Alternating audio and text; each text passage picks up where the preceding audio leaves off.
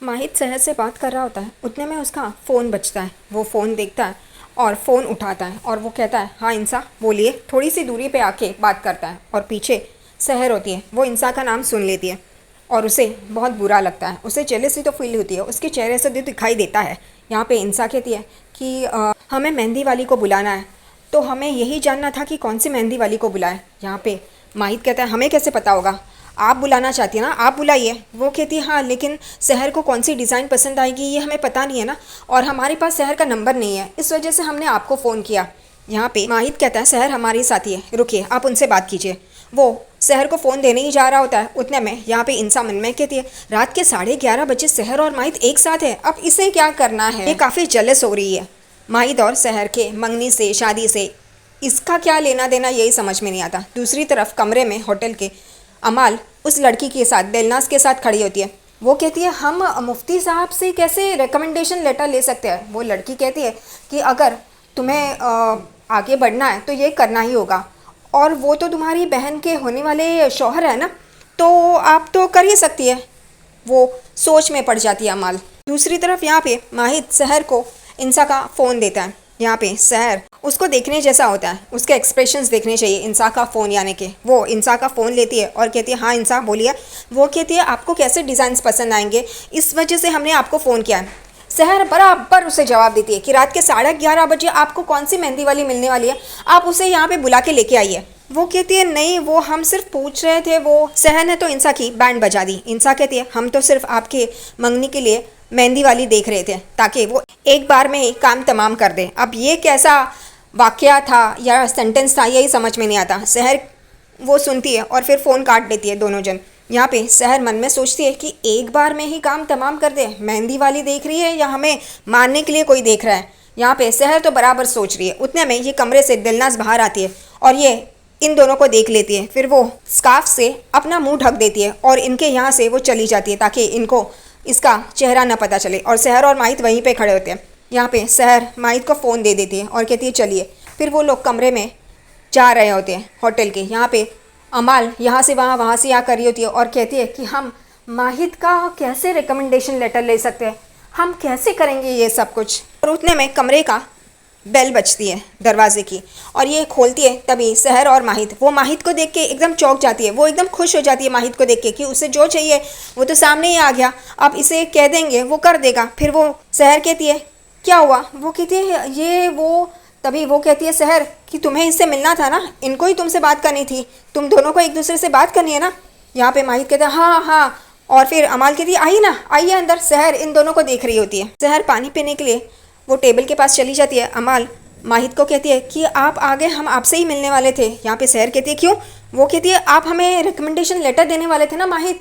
वो कहता है, क्या। वो कहती है, आप भूल गए माहित। अमाल कहती है। यहाँ पे माहित को कुछ समझ में नहीं आता। शहर वहाँ पे आती है और कहती है, कौन सा रिकमेंडेशन देने वाले थे ये, और ये तुम दोनों का क्या चल रहा है। यहाँ पे माहित मन में सोचता है कि हाँ ये हमारी हेल्प कर रही है ताकि हमने जो झूठ बोला है वो सच में बदल जाए। फिर वो कहती है, हम पेपर और पेन लेके आते हैं। यहाँ पे शहर माहित को दिखती है, माहित शहर को दिखता है कि अमाल माहित को कहती है, आपकी वजह से तो हम ऊंचाई तक पहुँच जाएंगे। शहर कहती है, कौन सी ऊंचाई तक। वो माहित कहते हैं, हमें भी नहीं पता, हमें भी जानना है। और फिर वो अमाल पेपर और पेन लेके आती है। यहाँ पे माहित वो सोफे पे बैठ जाता है। शहर माहित को देख रही होती है कि माहित तो बैठ ही गया, इसको तो जाना चाहिए, अमाल मिल गए ना, हाय हेलो हो गया। यहाँ पे अमाल भी उसके बाजू में आके बैठ जाती है और उसे पेपर और पेन देती है और कहती है, हमारे लिए रिकमेंडेशन लेटर लिखिए ताकि हम दे सके। यहाँ पे वो लिख रहा होता है, तभी शहर उसे घूर घूर के देखती है, फिर उसके पास आके खड़ी होती है और कहती है, ये ओ नहीं है, ई लिखा है आपने, ओ चाहिए। उन दोनों की बहस होती है, क्यूट सी नोक झोंक होती है। माहित कहता है, नहीं हमें यही लिखना है। वो कहती है, नहीं ये गलत है, स्पेलिंग गलत है। वो कहता है कि आप क्या हमसे जलस है, आप जल रही है इसलिए हमारी गलतियां निकाल रही है। यहाँ पे उन दोनों की तू तो मैं चल रही होती है, बहुत ही क्यूट। और ये सब कुछ अमाल देख रही होती है। फिर अमाल अपने मोबाइल में ये सब शूट करती है। यहाँ पे माहित और शहर देखते हैं और उसे कहते हैं, ये क्या कर रहे हो। तभी वो कहती है, आप दोनों इतने क्यूट कपल की तरह झगड़ रहे हो ना, तो ये तो हमें फ़ोटोज़ लेने ही थे, कैप्चर तो करना ही था। और फिर माहित उसे देख रहा होता है अमाल को। फिर शहर अमाल के पास आती है और कहती है, ये क्या बोल रही हो तुम, ये सब क्या चल रहा है तुम्हारा। वो कहती है, देखो ना तुम, ये कितने अच्छे फ़ोटोज़ है, तुम इतने प्यारे लग रहे थे जब बहस कर रहे थे कपल्स की तरह। माहित और शहर अमाल को देखने लगते हैं। फिर माहिद उसे वो रिकमेंडेशन लेटर दे देता है, वो पढ़ती है और खुश हो जाती है। फिर माहिद वहाँ से चला जाता है और सहर देख रही होती है। माहिद यहाँ वहाँ देखता है और फिर चला जाता है और सहर उसे घूर घूर के देख रही होती है। अगले दिन यहाँ पे फूफी जान गहने और कपड़े देख रही होती है। आदमी लोग आए होते हैं गहने और कपड़े लेके। उतने में वहाँ से माहिद गुजर रहा होता है। तभी फूफी जान माहिद को रुकाती है और कहती है, तुम्हारी मंगनी के लिए हम तुम्हारे लिए कपड़े सिलेक्ट कर रहे थे, लेकिन हमें पता नहीं कि तुम्हें क्या पसंद आएगा और तुम हमारी पसंद पहनोगे भी या नहीं, क्योंकि तुमने मंगनी के वक्त तो कहा था हमने गलती की है, तो अब हम कुछ गलती नहीं करना चाहते। यहाँ माहिद भी उसे बराबर जवाब देता है कि मंगनी की तारीख तो आपने बिना पूछे की, तो अब कपड़े भी वैसे ही सिलेक्ट कर लीजिए। वो कहती, क्या माहिद तुम ऐसे कर रहे हो, हम अपने बच्चे के लिए ये कर रहे हैं ना। वो कहता है ठीक है।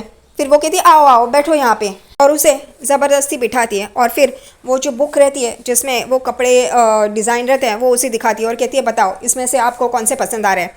और वो देख ही रहा होता है। उतने में एक आदमी आता है और कहता है कि झूमर आपको कैसे चाहिए। वो कहती है, मियाँ पहले झूमर की डिज़ाइन तो दिखाइए, फिर हम बोलेंगे ना हमें कौन सा चाहिए। और माहिद फूफी को देख रहा होता है। उतने में माहिद वो बुक में देख रहा होता है और फूफी वो झूमर की डिज़ाइंस देख रही होती है। उतने में माहिद के पीछे से कैस जा रहा होता है। माहिद उसे रोकता है और उसके पास आता है और कहता है, क्या कैस आप जा रहे हैं स्कूल, हमें दुआ ना सलाम कुछ भी नहीं किया। वो कहता है कि अम्मी ने कहा है कि आप अब हमें वक्त नहीं देंगे, आप तो वो डॉक्टर दीदी के साथ रहेंगे, तो आपको परेशान नहीं करना है। उतने में वहाँ पे इंसा आती है और कहती है, चलिए कैस। तभी माहिद कहता है, आपने ये कैस को क्या बताया कि हम कैस को वक्त नहीं देंगे, हमारी मंगनी हो रही है तो।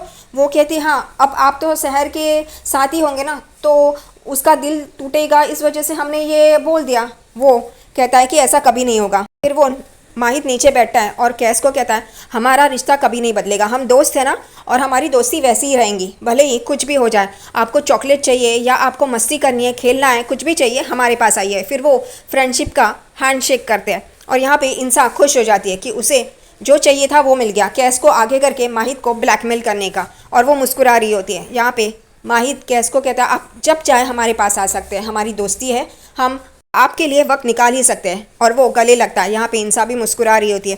फिर माहिद वो बुक देखता है जो डिज़ाइंस होते हैं और कहता है, ये मंगनी तो नकली है, 1 महीने के लिए ही है, जब तक शहर को वो डॉक्टर का लाइसेंस नहीं मिल जाता।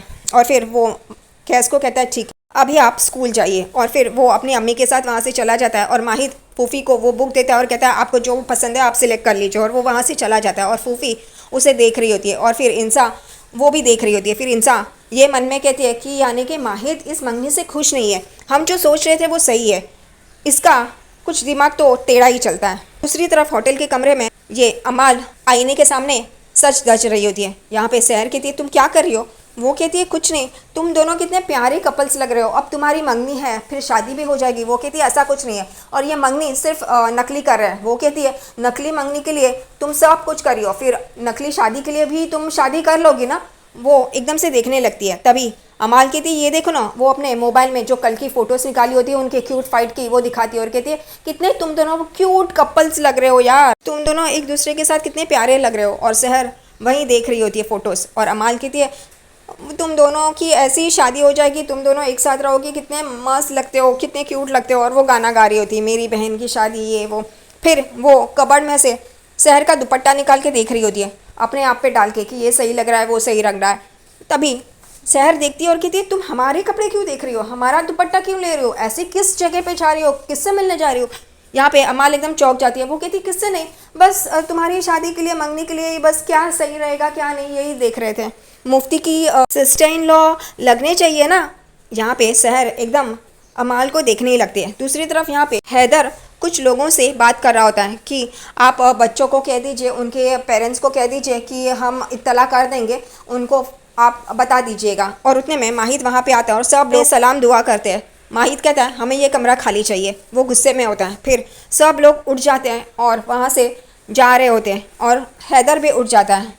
उसे समझ में आता है कि माहिद गुस्से में, वो भी वहाँ से जा रहा होता है। उतने में माहिद उसे रोकता है और कहता है, हैदर आप रुकिए। वो रुक जाता है। फिर माहिद उसे कहता है, आप वापस हमारी जगह लेने लगे। यहाँ पे हैदर कहता है, हम आपकी जगह नहीं, हम आपकी जगह क्यों लेंगे, हम तो बस आपकी मदद कर रहे थे। यहाँ पे वो कहता है आगे कि आप तो शहर के दीवाने हो गए, उनके आगे पीछे घूम रहे हैं, तो आपके पास वक्त नहीं है, इसलिए बस हम मदद कर रहे थे। जहाँ पे ये सुनते ही माहिद को गुस्सा आता है। वो कहता है कि आपको किसने कहा हमारी मदद करने के लिए, हम काफ़ी है। और ये जो आप कह रहे हैं ना, आप मुफ्ती से बात कर रहे हैं, इस शहर के मुफ्ती से, तो ज़बान संभाल के बात कीजिए। और ये आवाज़ ये टोन नीचे रखिए। वो कहता है माफ़ कीजिएगा लेकिन मैंने कुछ गलत नहीं कहा है मुफ्ती साहब। जानबूझकर वो भी ऐसे ही बोलता है। और फिर वो कहता है तो आप क्या करेंगे? कल नए बच्चों की भर्ती है और यहाँ पे बेंचेस तैयार नहीं है। आपको और शहर को वक्त गुजारना था एक दूसरे के साथ, इसलिए उस कारपेंटर को वहाँ से जाने के लिए कहा और वो अपनी बीवी बच्चों को लेके घूमने चला गया। अब यहाँ पे बेंचेस कौन बनाएगा? और कल भर्ती है बच्चों की, कैसे होगा?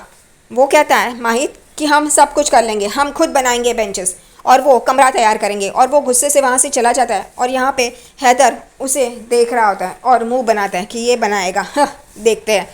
और फिर माहित उस कमरे से बाहर आता है तो वो लोग बाहर ही खड़े होते हैं। माहित अपने जुनून में वहाँ से बाहर निकलता है और चल रहा होता है, तभी ये लोग वापस शुरू हो जाते हैं बोलना। माहित मियाँ तो वापस उसी रास्ते पे चलने लगे जब उनका दादाजी का इंतकाल हो गया था। वो शहर के पीछे भाग रहे थे, वैसे ही अब कर रहे हैं। और ये सब कुछ ये बातें माहित सुन लेता है और वहाँ से चला जाता है। दूसरी तरफ यहाँ पे गहने कपड़े सब रेडी करके फूफी जान शहर का इंतज़ार कर रही होती है। वो ढोल ताशे वो भी बज रहे होते हैं। यहाँ पे फूफी जान चिल्लाती है, ए ढोल बंद करो, कितनी आवाज़ आ रही है, शांत रहो। तभी वो आदमी कहता है कि हम ये कब से लेके बैठे हैं, शहर बीबी आएगी भी या नहीं? तभी फूफी उस पर चिल्लाती है और कहती है क्या तुम्हें क्या अपने बीबी बच्चों को लेके घूमने जाना है क्या? चुपचाप बैठो यहाँ पे। वो कहता है ठीक है। और वापस फूफी यहाँ से वहाँ करी होती है, उतने में वो घूमती है तो शहर वहाँ पे आ जाती है और वो उन्हें आदाब करती है। यहाँ पे वो कहती है आपने हमें बुलाया तो हम आ गए। यहाँ पे फूफी कहती है 2 घंटे पहले बुलाया था, अब जाके आई हो बीबी? वो कहती है हाँ, हमें एक रिपोर्ट सबमिट करनी थी हॉस्पिटल में, इस वजह से देरी हो गई। वो कहती है अच्छा तुम्हारी मंगनी है कल और तुम रिपोर्ट सबमिट करी थी?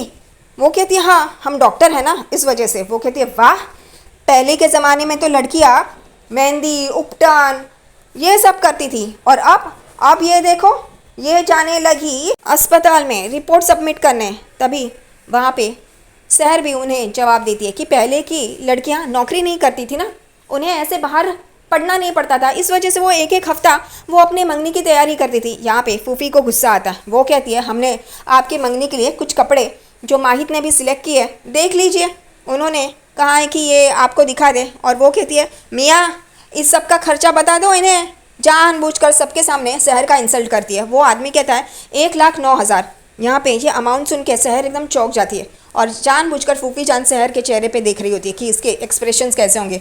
वो कहती है क्या हुआ शहर बीबी, 1,09,000 दे के इनको रफा दफा कर दो। वो कहती है हमारे पास नहीं है इतने पैसे।